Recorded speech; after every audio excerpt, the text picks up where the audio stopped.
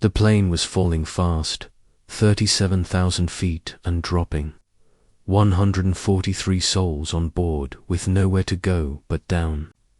In the chaos and terror of those final moments, a voice came over the radio, calm and steady, belonging to a woman who had every reason to let them fall but chose something else entirely.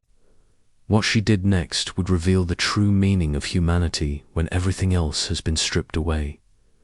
Before we dive in, what time are you listening?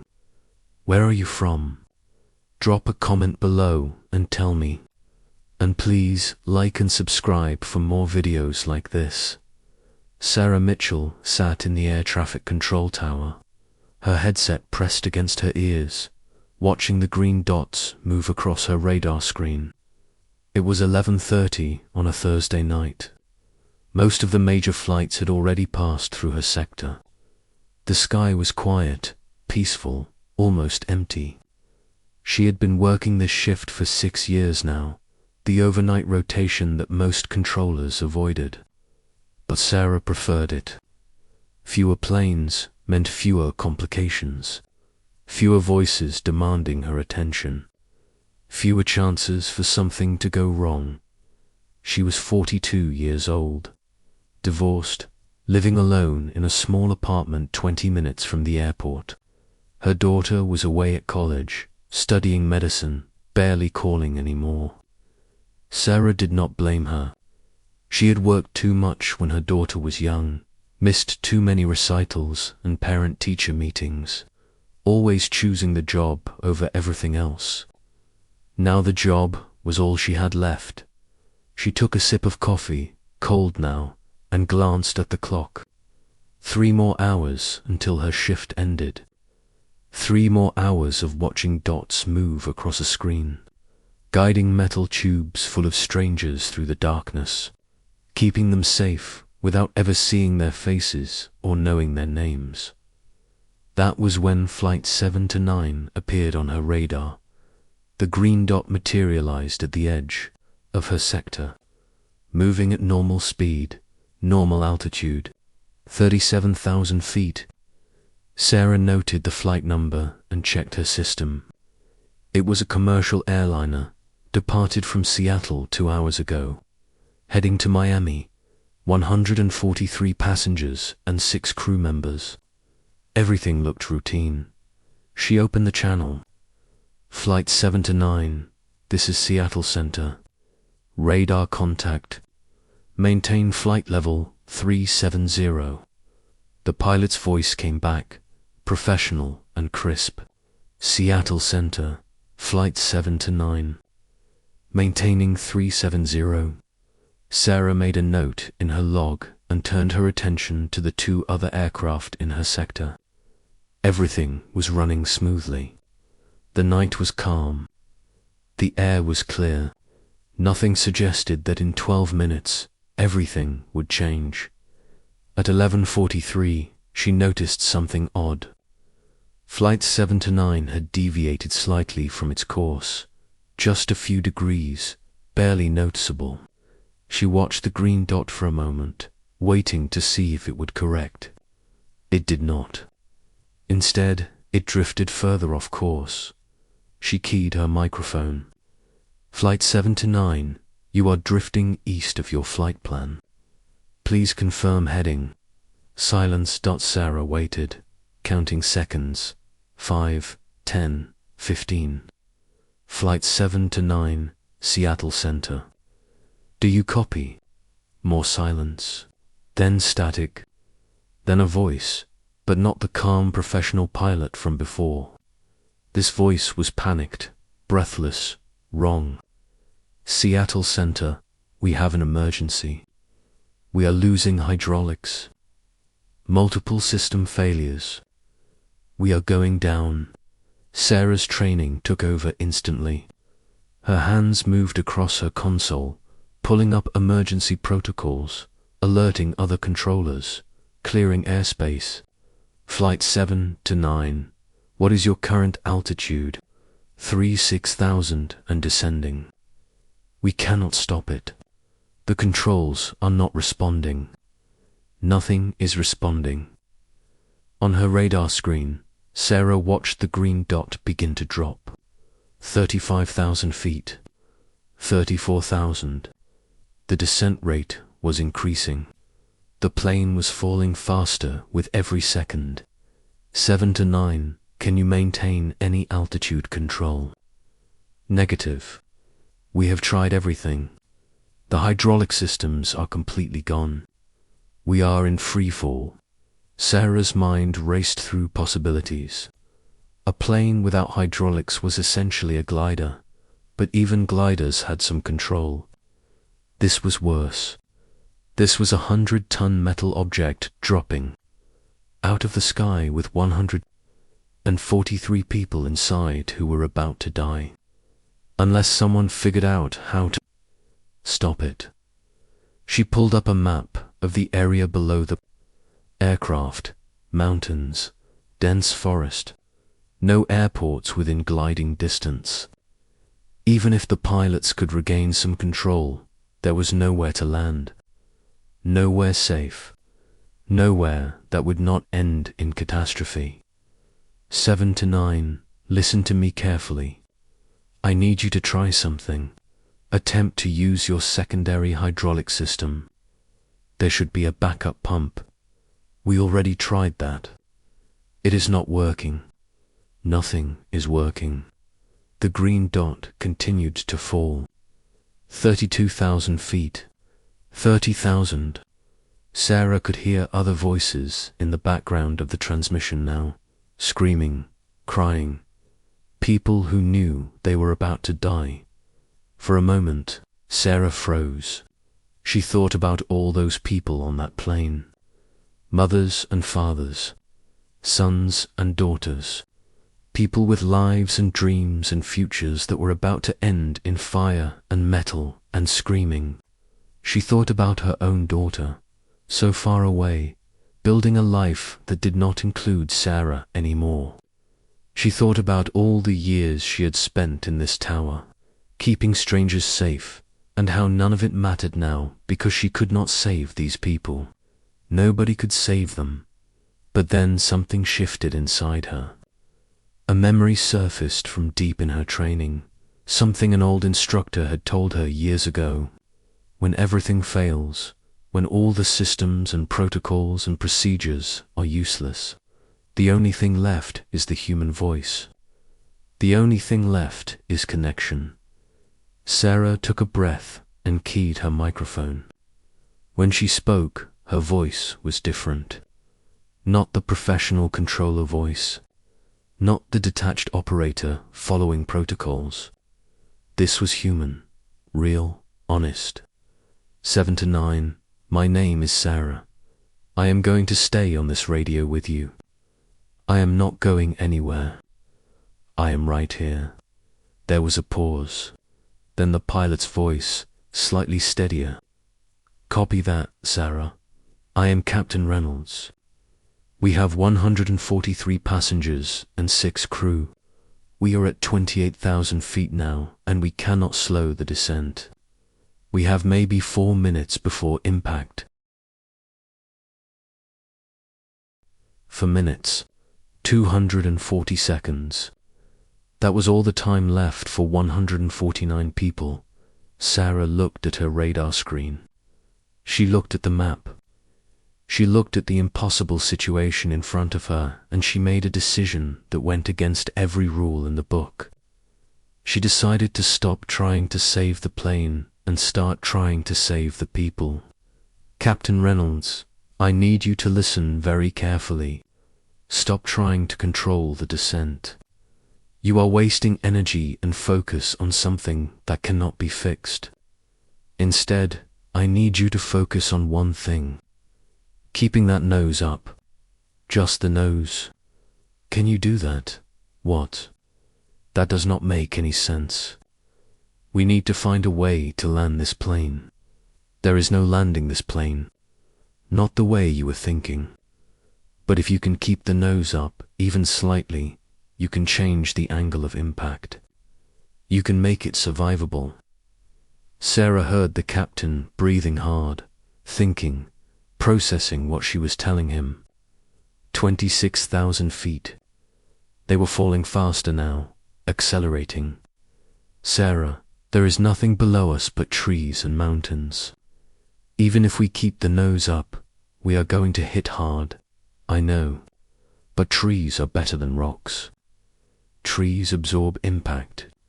If you can aim for the densest part of the forest and keep that nose up, some of your passengers might walk away from this. You are asking me to crash this plane. I am asking you to save as many as you can. That is all anyone can do now. That is all you have time for. 24,000 feet. 3 minutes left. Sarah heard voices arguing in the cockpit. The captain and his co-pilot debating, panicking, struggling to accept what she was telling them. She understood. She was asking them to give up on saving everyone. She was asking them to accept partial loss, partial survival. It went against every instinct they had. But Sarah had seen the data. She knew the numbers. A controlled crash into forest at the right angle had maybe a 20% survival rate. A high-speed impact into mountain rock had 0%. 20% was not good, but it was better than nothing. It was the only chance these people had. Captain Reynolds, you do not have time to debate this. You need to make a choice right now. Aim for the trees or accept that everyone dies. Those are your only options. Silence. Then the captain's voice, quieter now, resigned. Where do I aim? Sarah felt something break inside her chest.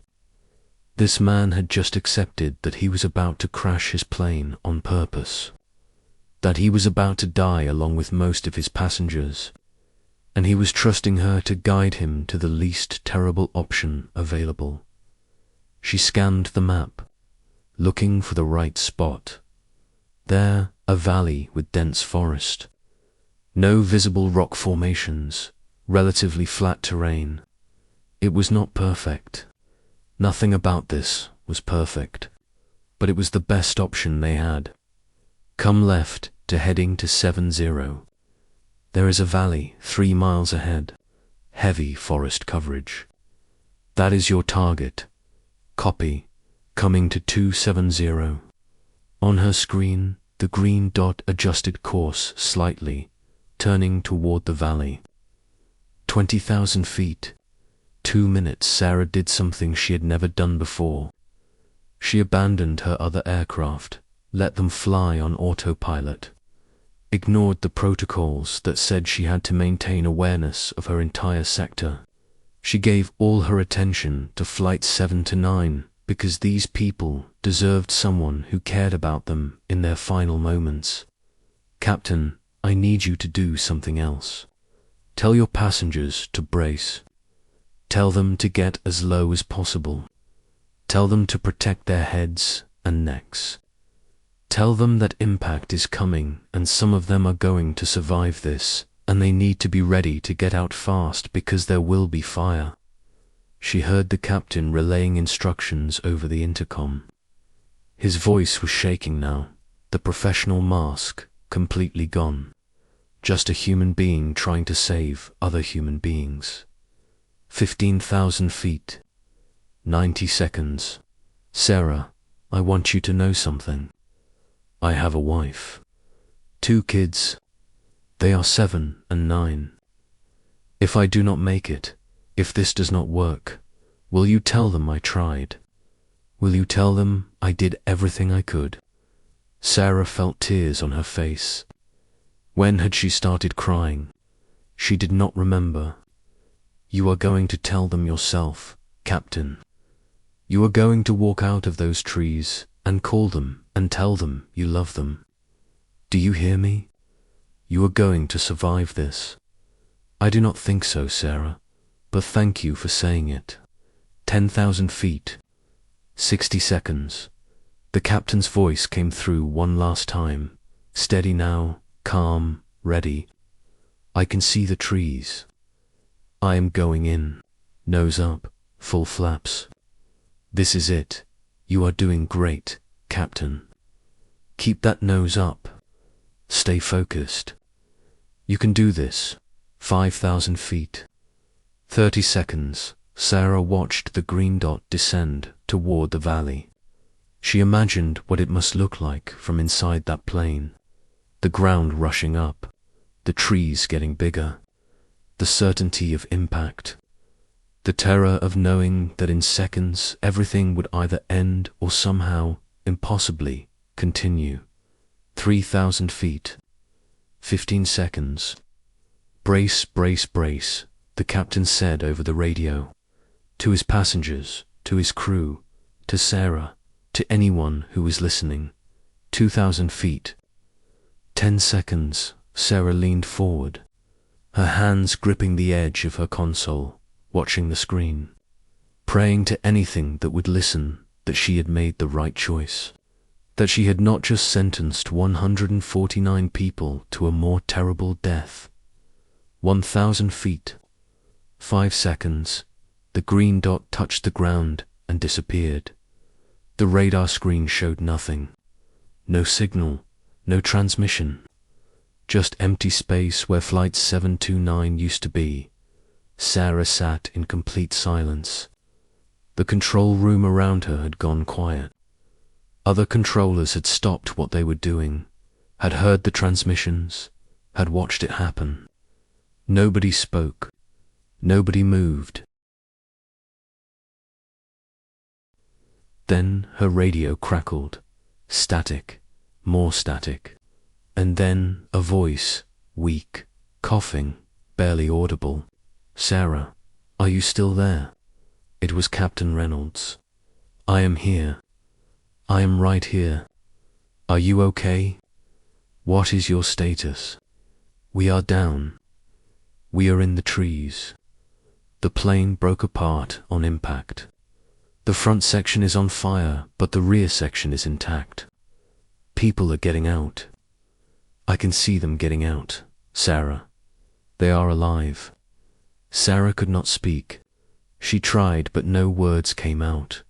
The captain continued, his voice getting stronger. The fuselage split in 3 pieces. The tail section took most of the impact, but the middle and front sections rode it out. "We hit at the right angle, just like you said. The trees absorbed enough impact that the passenger cabin did not fully collapse. People are injured, some badly, but they are alive. Do you understand what I am telling you? They are alive because of you." Emergency services were already being dispatched. Rescue helicopters were launching. Ground crews were mobilizing. But Sarah barely registered any of it. She was focused on that radio, on that voice, on the impossible news that some of those 149 people were walking away from a crash that should have killed them all. Over the next hour, reports came in. 87 survivors, 62 dead. Those numbers would haunt Sarah forever. 62 people who did not make it. 62 families destroyed. 62 lives ended in fire and metal and trees. But 87 survived. 87 people who should have been on the list of dead but were not. 87 miracles pulled from wreckage. Among them was Captain Reynolds, who kept his promise and called his wife from a rescue helicopter, told her he loved her, told his kids he was coming home. The investigation would take months. They would find that a catastrophic hydraulic failure had been caused by faulty maintenance, by corners cut to save money, by a system that valued profit over safety. There would be lawsuits and settlements and people held accountable. But none of that mattered to Sarah in that moment. What mattered was that she had made a choice. When every protocol failed, when every system broke down, when technology could not save those people, Sarah had used the only tool she had left. Her voice, her humanity, her willingness to stay connected to people who were terrified and dying. and desperate for someone to care. She had asked Captain Reynolds to do the impossible, to give up on saving everyone in order to save someone, to accept loss in order to minimize it, to crash his plane on purpose because that was better than crashing by accident, and he had trusted her. He had listened to a voice on the radio and made the hardest choice a pilot could ever make. In the days that followed, Sarah met some of the survivors. She met a woman who had been traveling with her daughter, both of them injured but alive. She met a man who had been heading home after a business trip, who walked away with just bruises. She met a teenage boy who had been visiting family, who would carry scars but would carry his life too. Each of them thanked her. Each of them told her she had saved them. But Sarah knew the truth. She had not saved them. Captain Reynolds had saved them. The structural integrity of the aircraft had saved them. The angle of impact had saved them. The density of the forest had saved them. Luck had saved them. All Sarah had done was stay on the radio. All she had done was refuse to let them fall alone. But maybe that was enough. Maybe in our worst moments, when everything is falling apart and there are no good choices left, the only thing we can offer each other is presence, connection, a voice that says, I am here. I see you. You matter. You are not alone. Sarah thought about all the years she had spent in that tower, maintaining professional distance, treating people like green dots on a screen, never getting emotionally involved. She had believed that was what the job required. That was what made her good at it. She had been wrong. The job did not require distance. It required humanity. It required caring enough to make hard choices. It required being willing to feel the weight of responsibility, the pain of loss, the joy of survival. It required treating people like people, not like problems to solve or numbers to manage. Sarah still works in that tower. She still watches green dots move across her screen, but now she remembers that every dot represents lives, real people with families and dreams and futures. And if she ever has to make that choice again, if she ever has to guide someone through the impossible, she will do what she did for Flight 7 to 9. She will stay on the radio. She will be present. She will care, because that is what we owe each other. In our moments of greatest need, we deserve someone who refuses to look away, who stays connected, who reminds us that even in free fall, even when everything is lost, we do not have to face it alone. The plane was falling fast, but Sarah's voice changed everything, not because she had magic powers or secret knowledge, but because she was human enough to care when caring mattered most. So, if you like this video, please like and subscribe for more videos like this.